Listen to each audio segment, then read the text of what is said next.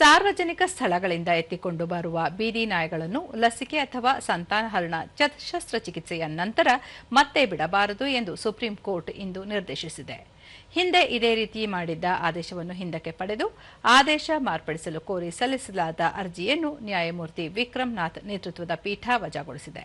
ಈ ರೀತಿಯ ನಾಯಿಗಳನ್ನು ಆಶ್ರಯ ತಾಣಗಳಿಗೆ ಸೀಮಿತಗೊಳಿಸಬೇಕು, ಯಾವುದೇ ಕಾರಣಕ್ಕೂ ಮತ್ತೆ ಬಿಡಬಾರದು ಎಂದು ಕೋರ್ಟ್ ಹೇಳಿದೆ.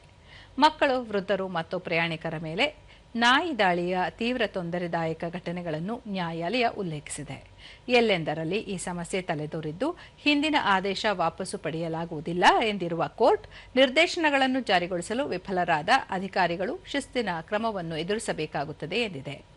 ರಾಜ್ಯಗಳು ಮತ್ತು ಕೇಂದ್ರಾಡಳಿತ ಪ್ರದೇಶಗಳು ಪ್ರಾಣಿಗಳ ಜನನ ನಿಯಂತ್ರಣ ಕೇಂದ್ರಗಳನ್ನು ಸ್ಥಾಪಿಸಲು, ರೇಬಿಸ್ ವಿರೋಧಿ ಲಸಿಕೆಗಳ ಲಭ್ಯತೆಯನ್ನು ಖಚಿತಪಡಿಸಿಕೊಳ್ಳಲು ಹಾಗೂ ಅಪಾಯಕಾರಿ ನಾಯಿಗಳ ದಯಾಮರಣ ಸೇರಿದಂತೆ ಕಾನೂನುಬದ್ಧವಾಗಿ ಅನುಮತಿಸಲಾದ ಕ್ರಮಗಳನ್ನು ತೆಗೆದುಕೊಳ್ಳುವಂತೆ ನ್ಯಾಯಾಲಯ ನಿರ್ದೇಶಿಸಿದೆ.